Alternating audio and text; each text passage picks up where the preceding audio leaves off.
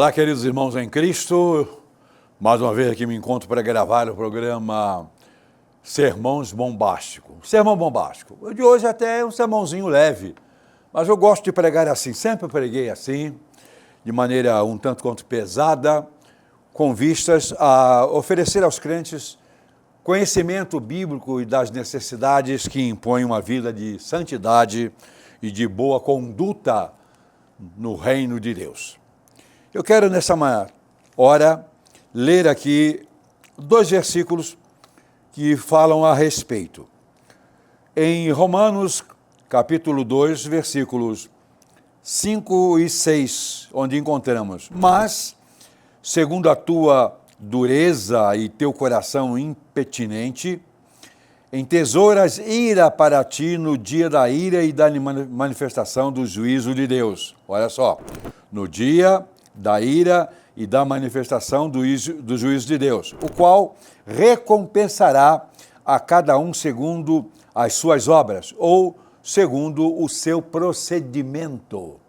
Recompensará a cada um segundo o seu procedimento.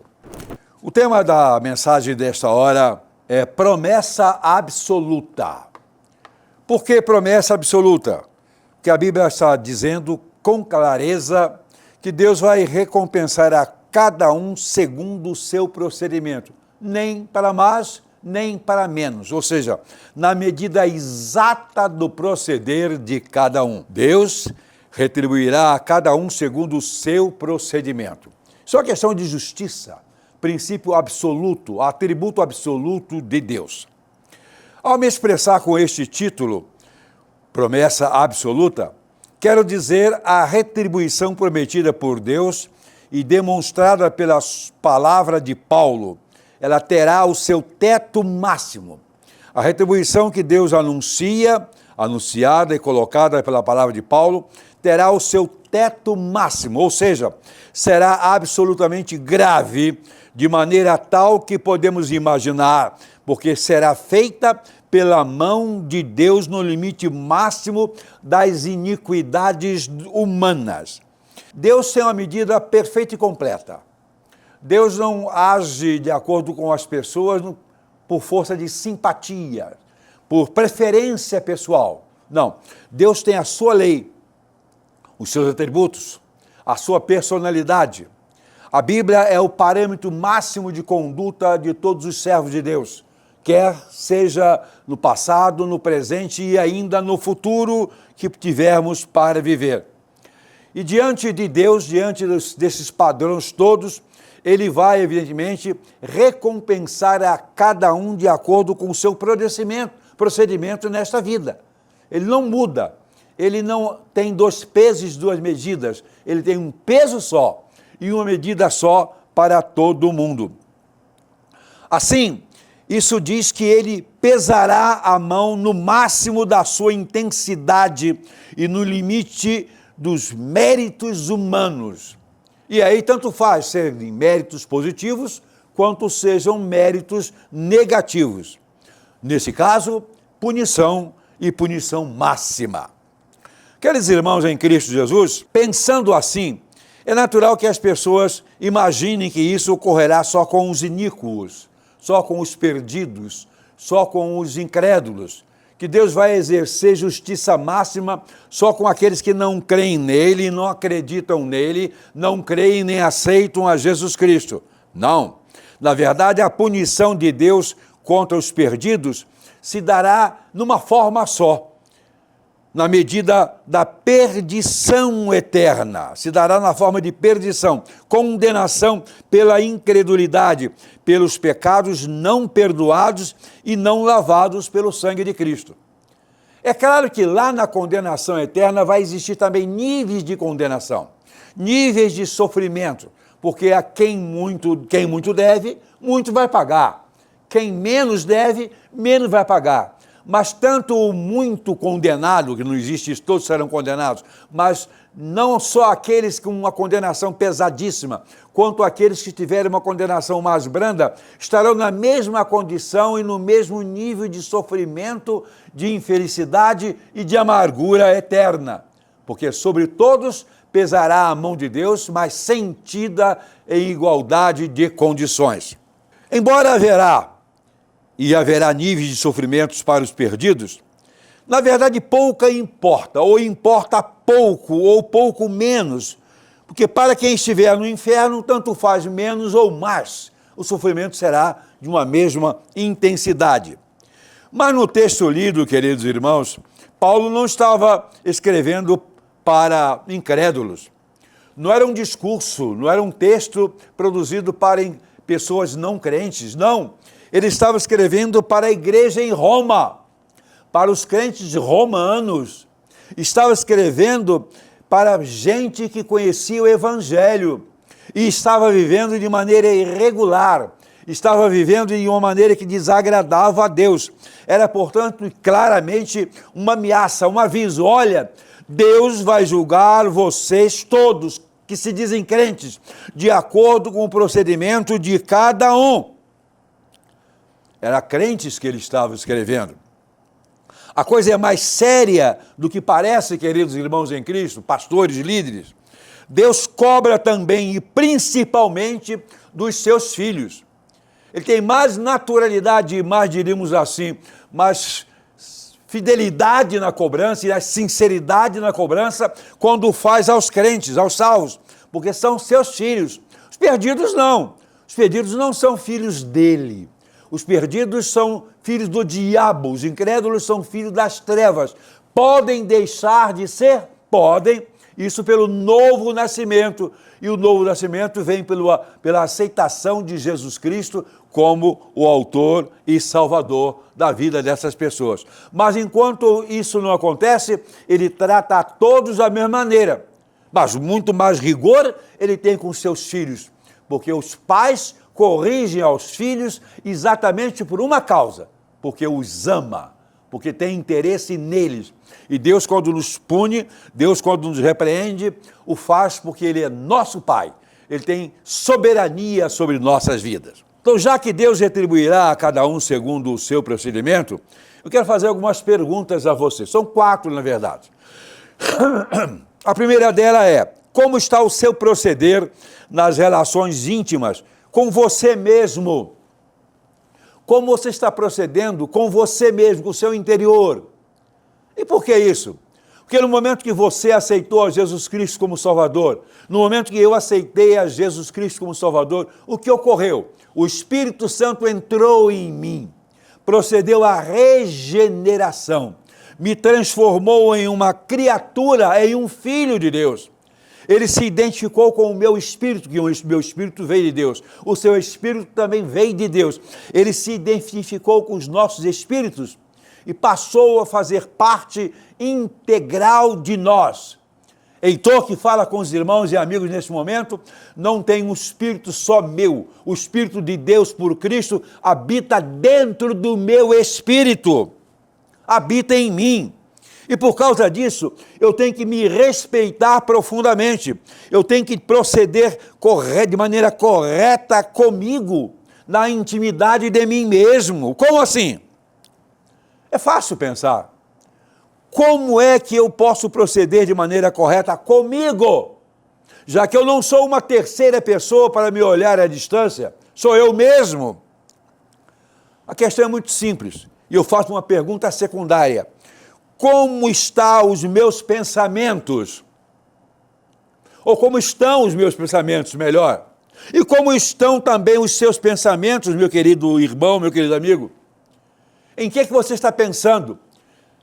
Em que você cultiva a sua mente? Em que você traz para o seu pensamento coisas prazerosas que são desagradáveis profundamente a Deus, ao Espírito dele que está habitando em você? Cuidado!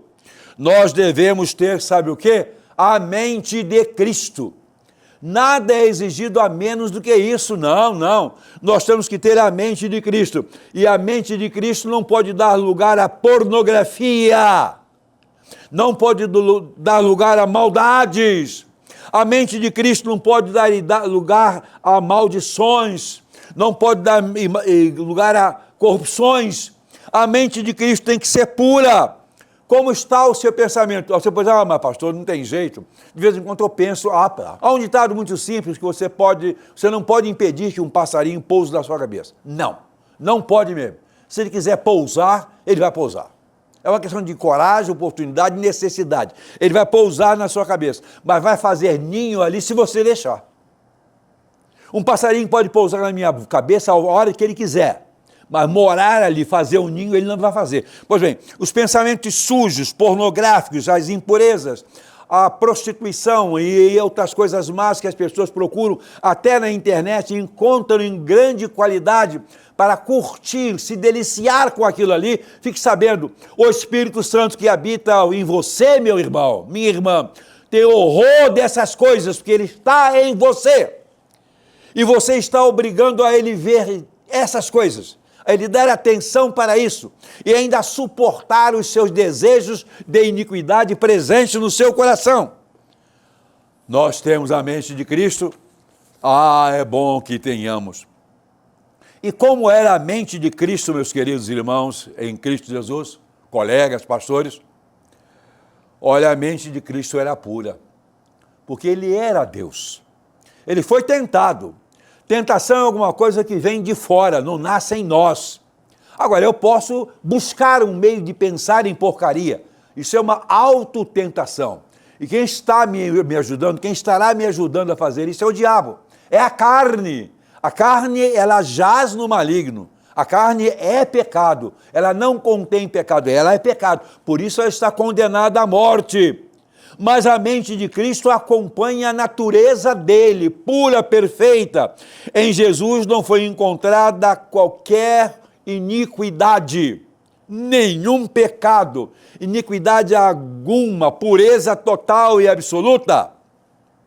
A vida de Jesus era de constante oração. Esse é o jeito que nós temos que levar a nossa vida. De igual maneira, em oração, buscando a Deus, às vezes passando a noite toda dormindo, enquanto seus discípulos dormiam, ele orava. Ele precisava de força, de energia, de fazer com que essa presença de Deus em sua vida, do seu Pai, que estava nele, porque ele veio do Pai, florescesse cada vez mais de maneira tal que ele pudesse suportar todas as investidas de Satanás. E os irmãos acham que ele só enfrentou tentação lá no deserto depois de ser batizado? Não. Aquilo ali foi um aparecimento do diabo pontual que fez aquilo e fez de maneira maravilhosa, muito bem feita da parte dele. E Jesus o enfrentou à altura e venceu a todas as situações daquele momento, mas ali não foram as únicas tentações. Ao longo da vida, do seu ministério, dos 3 anos que ele teve a mais, pregando e rodando e andando, quantas vezes ele foi tentado? Tentado pelos seus discípulos, que o acompanhavam, tentado pelo próprio Judas, que era um diabo, tentado pelos seus parentes, os próprios irmãos não acreditavam nele, ainda deram sugestão para ele fazer o quê? Sai por aí, manifesta-te ao mundo. Os irmãos não criam nele. Tentação ele teve muitas, mas ele se manteve santo, em santidade absoluta, e ensina e manda que nós sejamos santos como ele é santo. Não é nem menos nem mais. Mas ninguém consegue. Nenhuma pessoa dentro dos maiores servos de Deus do passado e do presente, ninguém foi superior a Jesus Cristo.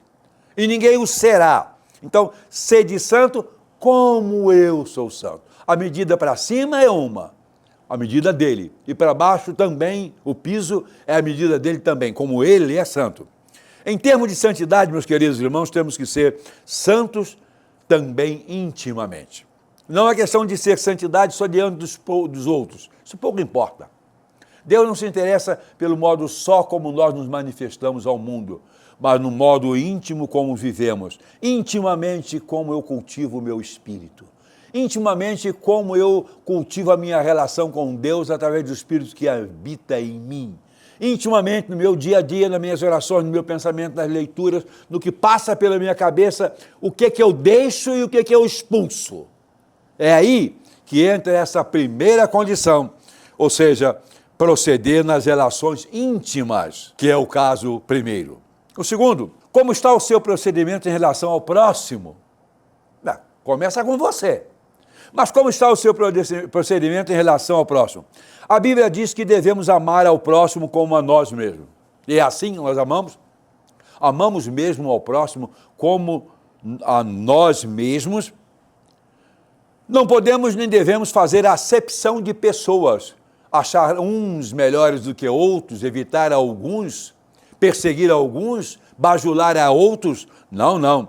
Não podemos de maneira alguma entender e achar que determinadas pessoas são melhores do que as outras. Nada de julgamento. Não podemos julgar ao próximo, que o próximo também foi criado por Deus e é objeto do mesmo amor. E se ele não é um crente, ele precisa de mais carinho e mais atenção do que o irmão meu de igreja, parente ou não, porque o outro ainda é um perdido. Como ignorá-los? Nós não podemos ignorar o próximo nas suas necessidades de maneira nenhuma, sobretudo as espirituais. Você pode ser uma pessoa muito boa na sociedade, você pode entregar o dízimo com tranquilidade, ofertas alçadas para missões e tudo mais, para a construção, comida para os pobres, mas se você não tiver a mensagem de salvação, o testemunho, o amor de Cristo exalando no seu rosto, na sua vida, para alcançar os corações, você está falhando com o seu próximo. Como posso viver sem nutrir pelo próximo o que desejo para mim mesmo? Eu não desejo para mim mesmo mais do que a vida eterna, porque eu já tenho. Mas eu devo nutrir isso aí agora em relação ao próximo. Buscar a vida eterna para ele, que é pregar o evangelho, testemunhar de Cristo junto às multidões, e as multidões começam pela pessoa que mora ao meu lado, com a qual me dirijo diariamente. Um terceiro ponto, meus queridos irmãos, é como está o meu procedimento para com a igreja de Cristo. A igreja do Senhor Jesus Cristo. Existe uma pseudo-religião cristã que diga que a salvação tem que estar na igreja. Há uma outra igreja realmente evangélica que também diz a salvação é pela igreja. Não, para a igreja não, calma. A igreja é o corpo de Cristo. Mas olhem bem, a igreja não é uma organização. Quem pensa que a igreja existe da parte de Deus por Cristo para ser uma organização e as pessoas precisam estar nela ou nelas para serem salvas, não é isso. Jesus nunca ensinou que ela seria uma instituição. Ela disse que a igreja seria, sim, o seu corpo, a manifestação do seu corpo. Ele disse que edificaria a sua igreja. Na verdade, a palavra igreja não existe. Um termo isolado não existe. O que existe em grego é eclesia. Edificarei a minha eclesia. O que é eclesia? A minha assembleia. Assembleia, a reunião dos salvos, onde cada crente é um membro de um corpo. E este corpo é o que chamamos de eclesia, que é o corpo de Cristo. Assembleia. E as portas do inferno não prevalecerá contra ela. Foi o que Jesus Cristo anunciou. As portas do inferno não prevalecem contra a igreja, porque não é uma instituição secular. Ainda que existe igreja aqui e ali com nomes e sobrenomes, com CNPJ, e tem que ter para poder ter a vida jurídica, etc. Não é essa igreja que Jesus Cristo a ela está se dirigindo. Está dirigindo ao corpo dos salvos que ali estão, sejam dessas ou daquelas outras ou de outras denominações. Como está a sua relação com o corpo de Cristo, da qual você faz parte aqui na terra? Como está a sua relação com a igreja, onde todos os membros ali são, teoricamente, e precisam ser na prática também, irmãos. Se são irmãos, tem que ter o mesmo quê? Pai. Pode existir também irmãos com a mesma mãe, mas o mais importante é o pai. Por quê? Porque a semente da vida vem do pai, não vem da mãe. Entram características hereditárias também da mãe, mas a semente da vida, aquilo que a palavra grega diz esperma, conhecida como espermatozoide, essa semente vem do homem. Ele é o gerador da vida. Então a igreja tem um cabeça, tem aquele que produz, aquele que envia o seu espírito, aquele que converte as pessoas, que é o Espírito de Deus. Então esta igreja é uma instituição santa aqui na terra. Como está a nossa relação com o corpo de Cristo, do qual eu faço parte, do qual você faz parte? Você participa da igreja do mesmo modo que participa de um clube de futebol? Eu torço por um clube de futebol, como todo mundo. não sou fanático. O meu time de futebol nunca viu a cor do meu dinheiro. Eu nunca fui a um jogo deles. Nunca comprei um chaveiro com a marca deles. Nunca comprei uma flanela com a marca do meu time. E olha que meu time é muito bom, é o Botafogo. Mas se fosse depender de mim, estaria morto. Sabe por quê? Porque eu não amo o Botafogo. Eu torço de Araque. Mas eu amo a Cristo, eu amo a minha igreja. Eu vivo pelo Evangelho e procuro viver da melhor maneira possível com a fraternidade dos meus irmãos, que são igualmente parte do corpo de Cristo. É como se fosse aqui. Vocês estão vendo minhas mãos, meus braços, cabeça, tórax. Ok. Aqui tem membros. Mas a minha mão direita não conspira contra a minha esquerda. As minhas mãos não conspiram contra a minha cabeça. Os meus braços e mãos não conspiram contra minhas pernas. Estão em perfeita harmonia e tudo comandado pelo meu cérebro, que é o centro da minha cabeça, que representa muito bem a pessoa de Jesus Cristo nas nossas vidas. Mas um quarto e último ponto também existe. Como está o seu procedimento em relação a Deus, ao absoluto, ao Criador dos céus e da terra, ao seu Criador, ao meu Criador, ao Autor da vida, o Criador da salvação, aquele que decidiu enviar o seu Filho para morrer em nossos lugares, e o fez. E o fez. Nascido de mulher, nascido sob a lei, para nos salvar. Como está a sua relação, a minha relação com Deus? Você pode dizer, a minha relação com Deus é igual a todo mundo. Mas igual como? A minha relação com Deus não pode ser igual à de todo mundo. Tem que ser particular minha com Ele, porque eu sou filho de Deus. Aí você pode dizer, mas eu também sou, então isso é problema seu. Eu sou filho. A minha relação com Deus tem que ser nessa condição de um filho com o pai. Eu não tenho que me relacionar com Deus do modo que você se relaciona. Ah, mas eu também sou filho, ótimo, então se relacione com Ele da melhor maneira possível, até mesmo melhor do que eu venho me relacionando. É particular essa relação, não é global. Não existe parâmetros aqui para as pessoas cumprirem, fazer assim o assado e então serem encontrados como agradando a Deus. Não é como todo mundo faz, mas de modo particular. Eu sou filho de Deus. Você é filho de Deus, e sendo filhos de Deus, nós somos objeto do seu amor, do seu cuidado, mas isso nos impõe responsabilidades importantíssimas nessa relação de respeito, de subserviência, de obediência, enfim, de dependência total do Deus Altíssimo. Quando criança, meus queridos irmãos, se eu desrespeitasse ao meu pai, e olha que eu não desrespeitava, eu sabia que a mão dele era pesada, ele deve ter dado uns tapas alguma vez na vida, eu senti o peso da mão dele, não lembro, mas senti. Eu sei perfeitamente e sabia que se eu o desrespeitasse, eu levaria uma bofetada na cara. E por causa disso, eu sempre o respeitei. Eu não respeitava meu pai por um temor filosófico. Ele é meu pai, homem maravilhoso, eu tenho que respeitá-lo, obedecer. Não, era por medo mesmo. Era por, usar uma palavra aqui do nordestino, era por cangaço mesmo. Tá? Era por cangaço mesmo. Eu sempre o respeitei. Se Deus não está punindo, querido irmão, querida irmã, das duas, uma. Tem dois motivos principais pelos quais você pode não estar sendo punido, fustigado, recebendo sova de Deus. Ou está aguardando para lhe cobrar tudo no futuro junto, ou você está levando uma vida para lá e para cá do seu jeito particular, desrespeitando a Deus, e Deus não lhe está punindo, porque você está achando que no futuro Deus vai cobrar tudo de uma vez? Pode ser. Ele pode fazer isso com você. Eu gostaria que Deus não juntasse as minhas iniquidades todas para me cobrar tudo de uma vez só. Eu até prefiro que quando eu erro, Ele me pune imediatamente, para eu tomar vergonha na cara e não errar de novo. É isso mesmo. A outra situação, ou você se trata de um filho dele ou não. Então, se você não é filho dele, e como assim você pode ser um crente, um membro de igreja e não ser filho de Deus? É muito simples.